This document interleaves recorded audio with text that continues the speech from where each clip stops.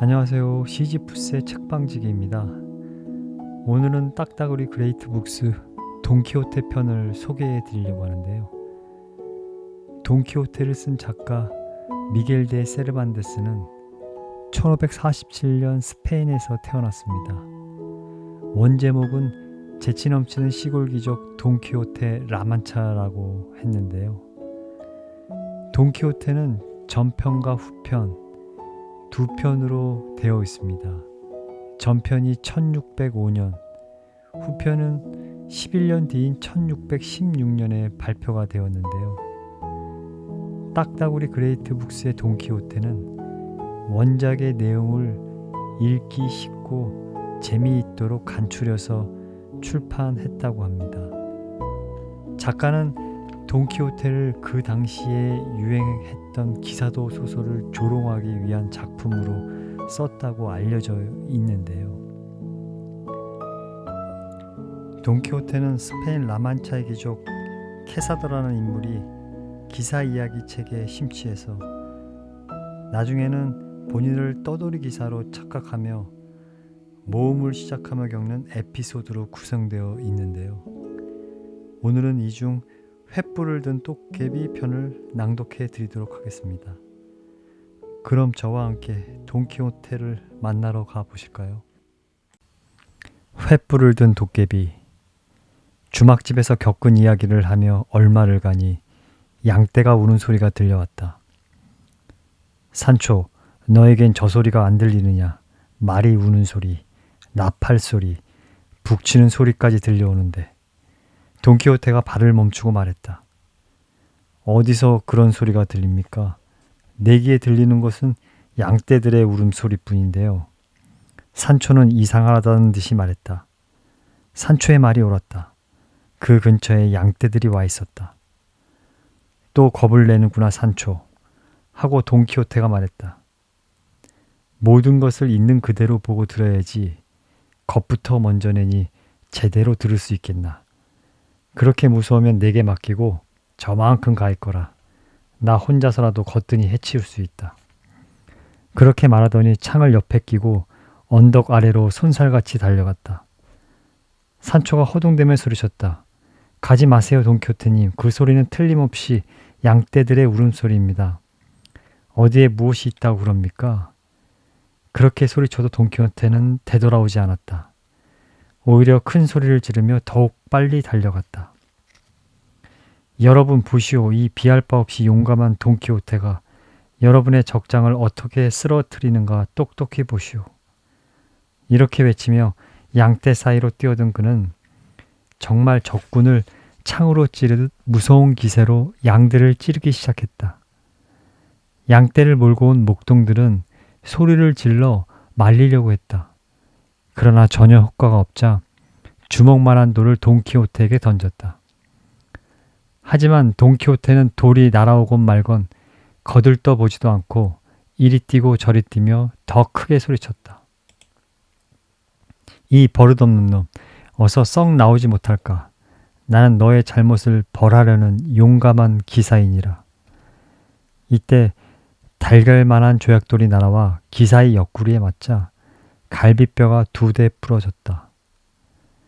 이제 죽지 않으면 심한 상처를 입었겠구나 하는 생각이 든 순간 돈키호테는 영수가 머리에 떠올랐다. 그러나 영수가 든 병을 꺼내어 몇 모금 마시기도 전에 또 돌이 날아와 약병과 손을 후려쳤다. 약병이 깨지며 돈키호테의 앞니와 어금니를 서너 개나 부러뜨리고 손가락 2개를 으스러뜨렸다. 불쌍한 기사는 그대로 말에서 떨어졌다. 목동들은 상대방이 죽은 줄 알고 죽은 양들을 묶어들고 서둘러 양떼를 몰아 뒤도 돌아보지 않고 도망쳐버렸다. 그동안 줄곧 언덕 위에서 주인이 하는 짓을 보고 있던 산초는 목동들이 가버리자 곧 달려내려와 주인을 살펴보았다. 돈키호테는 정신을 잃지는 않았으나 눈뜨고 볼 수 없는 처참한 몰골이 되어 있었다. 그래서 산초는 말했다. 글쎄 제가 뭐라고 했습니까? 양떼라고 하지 않던가요? 모르는 소리 그만해. 이만한 일쯤 나이 저긴 마술장이는 식은 죽 먹듯 하는 짓이란 말이야. 몸을 감추기도 하고 둔갑을 하여 눈을 속이기 일쑤지. 봐라, 아까도 양떼로 보이지 않더냐. 거짓말이라고 생각되거든 뒤를 따라가 보면 알 것이다. 그놈들은 여기서 얼마 안 가 사람 모습으로 다시 돌아갈 것이다. 그러나 지금은 가면 안 돼. 이리 와서 내 이가 몇 개나 부러졌는지 좀 봐다오. 내 생각에는 이가 하나도 안 남은 것 같구나. 산초는 가까이 다가와 돈키호테의 입속을 들여다보려고 했다. 그 순간 아까 마신 영수가 효력을 나타내어 먹었던 것을 왈칵 토해냈다. 그것은 그대로 산초의 얼굴에 튀었다. 이게 또 무슨 꼴이람. 가엾게도 우리 나으리의 상처는 낫지 못할 모양이로군. 이렇게 피를 토하니. 그러나 자세히 보니 그것은 피가 아니라 아까 마신 영수였다. 코를 찌르는 냄새에 못 견디게 속이 메스꺼워진 산초는 덩달아 토해버렸다. 산초는 자루 속에서 고약과 수건을 꺼내려고 당나귀가 있는 곳으로 달려갔으나 자루가 없다는 것을 그제야 깨닫고 몹시 화가 났다. 이제는 돈도 싫고 약속했던 섬도 귀찮아 주인을 버려두고 혼자서라도 마을로 돌아가야겠다고 생각했다. 이때 돈키호테가 벌떡 몸을 일으켜서 시름에 잠겨있는 산초 옆으로 다가왔다. 산초, 남보다 앞서는 일을 하지 않으면 남보다 뛰어난 사람이라고 할 수 없다. 지금 우리가 겪고 있는 이 폭풍우도 멀지 않아 날이 개면 가라앉고 모든 일이 뜻대로 될 것이다. 나 때문에 일어난 일로 너까지 슬퍼했어야 되겠느냐. 너는 아무 걱정 마라. 걱정하지 말라고요? 오늘 아침 공중으로 마구 내던져진 일은 누구 때문이고 저희 소중한 물건이 잔뜩 든 자루를 고스란히 빼앗긴 것은 누구 때문인데요? 무엇이 자루가 없어졌단 말이냐, 산초? 없어졌다니까요. 그럼 오늘은 이제 먹을 것이 없단 말이냐? 그렇죠. 나으리께서 늘 말씀하시던 약초라도 캐내지 않는 한 꼼짝없이 굶게 되었습니다. 그렇긴 하다만 나는 지금 배가 고파 약초보다도 몇 조개 빵에 청어라도 곁들여 먹고 싶구나. 어쨌든 산초, 당나귀를 타고 내 뒤를 따라오도록 해라. 모든 것을 베풀어 주시는 하느님이 설마 우리를 저버리시지는 않으시겠지. 나으리는 기사보다 설교사 노릇을 하는 편이 더 어울리겠습니다. 하고 산초가 퉁명스럽게 말했다. 기사란 모르는 것이 없어야 하고 또 모르는 것이 있어서는 안 되는 법이란다. 그렇겠지요. 그건 그렇고 오늘 밤 잘 곳을 찾아야 하지 않겠습니까? 부디 하느님이 돌보시어 공중으로 사람을 마구 집어내던지는 짓을 하는 사람도 없고 도깨비니 마술쟁이도 없는 곳에 가서 묵고 싶습니다. 그런 것이 또 나타났다가는 꼼짝없이 당하고 말 것입니다. 그래, 그건 하나님께 부탁드리기로 하자, 산초. 하고 돈키호테는 말했다. 그럼 이번에는 내 마음 내키는 대로 가보자. 그건 그렇고 이리 와서 여기 좀 보아다오. 오른쪽 윗 어금니가 몇 개나 빠졌는지 잘 좀 봐라. 거기가 몹시 쑤시는구나. 산초는 손가락을 넣어 더듬어 보며 물었다. 나으리 이쪽 어금니는 몇 개 있었습니까? 4개다. 사랑니를 빼고는 모두 튼튼한 이였지. 잘 생각해서 말씀하세요, 나으리. 분명히 4개가 아니면 5개였어. 나는 앞니도 어금니도 뽑은 일이 없고 충치를 알아 빠진 일도 없으니까. 그런데 나으리 아래 어금니는 2개 반밖에 없고 윗 어금니는 반 개도 남아있지 않습니다. 그리고 제 손바닥처럼 반질반질합니다. 참 기가 막힌 일이구나. 차라리 칼을 잡는 것이 오른팔만 아니라면 팔이 잘려나가는 편이 나왔을걸. 어금니가 없는 입이란 맷돌 없는 방앗간이나 다름없고 앞니 하나가 한 알의 다이아몬드보다 더 귀중한 법인데 그러나 기사의 험한 길을 가는 자에겐 이 같은 일도 있게 마련이다. 자, 당나귀를 타고 앞장을 서라. 내가 가는 대로 나도 따라갈 테니. 산초는 하라는 대로 했다. 그리고 똑바로 뻗친 큰 길을 따라 주막집이 있을 만한 곳으로 터벅터벅 발길을 옮겼다. 돈키호테의 턱도 아플 것이고 구태여 빨리 갈 일도 없었으므로 천천히 걸으며 산초는 이야기라도 해서 주인의 마음을 위로해 주려고 했다. 제 말 좀 들어보세요, 나으리. 요즘 계속 겪고 있는 불행한 모험은 나으리가 기사도를 어긴 벌이 아닌가 하는 생각이 듭니다. 나으리는 좋은 낯가리개를 빼앗기 전에는 상에서 밥을 먹지 않겠다느니, 사람이 사는 마을에서 자지 않겠다느니, 그 밖에 여러 가지 맹세를 하고도 지키지 않으셨지 않습니까? 하고 산초가 말하자 돈키호테는 대답했다. 과연 그럴듯한 말이다. 나는 그 일을 까맣게 잊고 있었다. 그런데 너도 이것만은 알아둬야 한다. 나의 부하로서 그 맹세를 나에게 한 번도 기뜸해 주지 않는 죄로 공중으로 던져지는 벌을 받게 되었다는 사실을 말이다. 그러나 나도 잘못을 고치기로 하마. 기사도에는 무슨 일이나 고칠 수 있는 방법이 있으니까. 만일 그렇다면 그전 맹세처럼 이번에도 또 잊어버리시면 큰일입니다. 자칫 잘못하다가는 또 그 도깨비들이 저를 놀이개로 삼을지도 모르고 나으리에게까지도 그러지 말라는 법이 어디 있습니까? 이런 이야기를 주고받다 보니 잘 곳도 정하지 못했는데 날이 어두워졌다. 거기다 배가 고파 더 이상 견딜 수 없게 되었다. 그러나 먹을 것이든 자루를 빼앗겼으니 별 도리가 없어 어두운 밤길을 계속 걸었다. 큰 길로 나왔으니 가다 보면 반드시 주막집이 나타나리라고 생각했던 것이다. 어두운 밤길을 굶주린 배를 움켜쥐고 걸어가니 저만큼에서 많은 불꽃이 그들 쪽으로 다가오는 것이 보였다. 마치 별들이 무리지어 오는 것 같았다. 그것을 보자 산초는 온몸에 소름이 쭉 끼쳤으며 돈키호테도 마음이 편하지 않았다. 산초는 당나귀의 곶비를 당겨쥐고 돈키호테는 여인 말의 곶비를 움켜쥔 채 무슨 불인가 하고 잔뜩 긴장하여 노려보았다. 그 불은 차츰 다가오면서 점점 더 커져갔다. 이제 산초는 온몸을 와들와들 떨었고 돈키호테도 머리끝이 쭈뼛해졌으나 기운을 내어 이렇게 말했다. 산초, 이번에야말로 정말 위험한 모험이 될 것 같구나. 이러고 있을 것이 아니라 나도 힘과 용기를 다하여 싸울 준비를 해야겠다. 큰일이군요. 저게 만일 도깨비 불이라면 우리가 내줄 갈비뼈가 없지 않습니까? 싸울 때마다 몇 대씩 부러졌으니 말입니다. 무슨 도깨비가 나타나건 너희 옷자락 하나 스치지 못하게 할 테니 염려 마라. 지난번에는 내가 담을 뛰어넘지 못하는 바람에 그렇게 되었지만 지금은 평평한 땅에 있으니까 칼을 마음껏 휘두를 수 있을 것이다. 그러나 요즘처럼 나리를 마술로 묶어버리면 평평한 땅이 무슨 소용입니까? 그렇게 말할 수도 있겠지만 산초, 제발 용기를 내어다오. 예, 하느님의 용기를 주신다면 내보겠습니다. 산초는 힘없이 대답했다. 두 사람은 길 옆으로 비켜서서 다가오는 불빛을 확인하려고 뚫어지게 노려보았다. 그러자 잠시 뒤 흰 옷을 입은 많은 사람들이 드러났다. 그 기분 나쁜 모습은 산초의 가슴을 서늘하게 했다. 산초는 마치 학질에 걸린 사람처럼 덜덜 떨었다.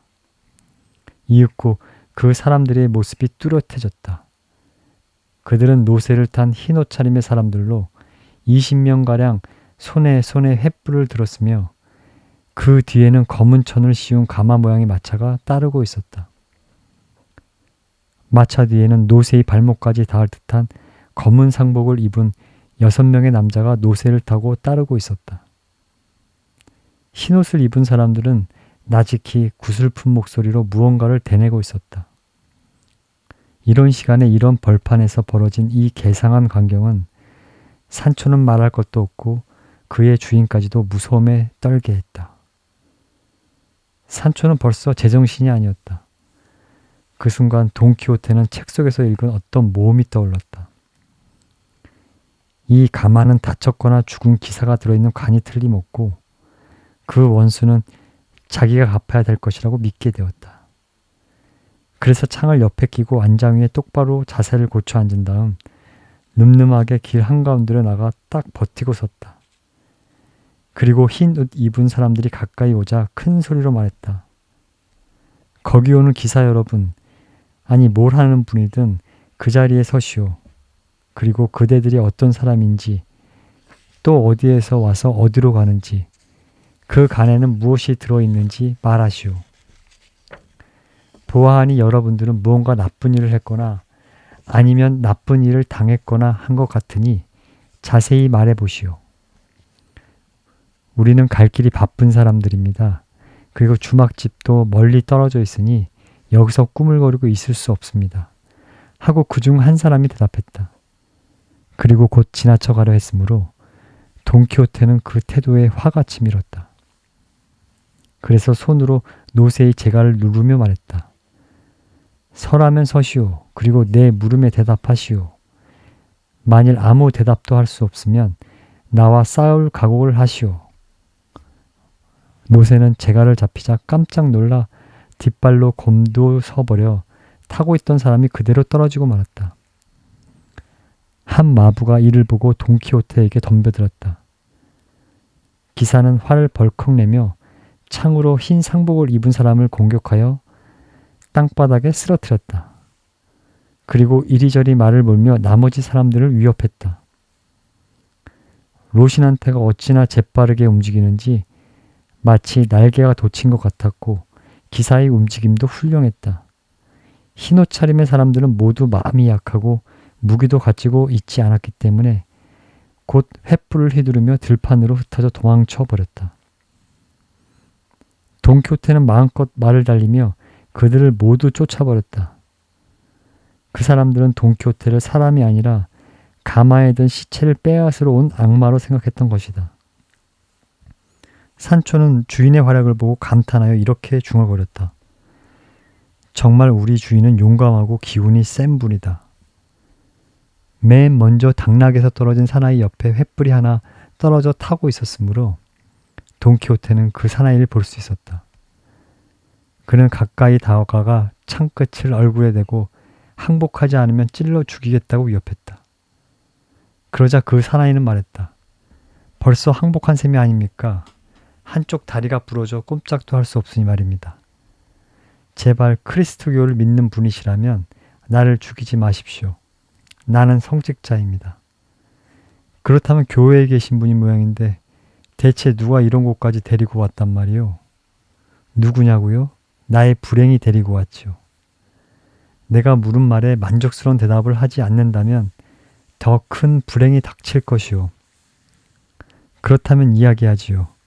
내 이름은 알돈사 로렌소라고 하며 지금 바에사시에서 아까 횃불을 들고 달아난 11명의 사제들과 함께 그 가마에 들어있는 시체를 모시고 세고비아로 가는 길입니다. 유해는 바에사에서 돌아가신 어느 신사의 것인데 그곳 교회에 안치해 두었다가 지금 그의 고향인 세고비아의 묘지로 묻으러 가는 길입니다. 그래 신사를 죽인 자는 누구요? 하고 돈키호테가 물었다. 하느님이지요.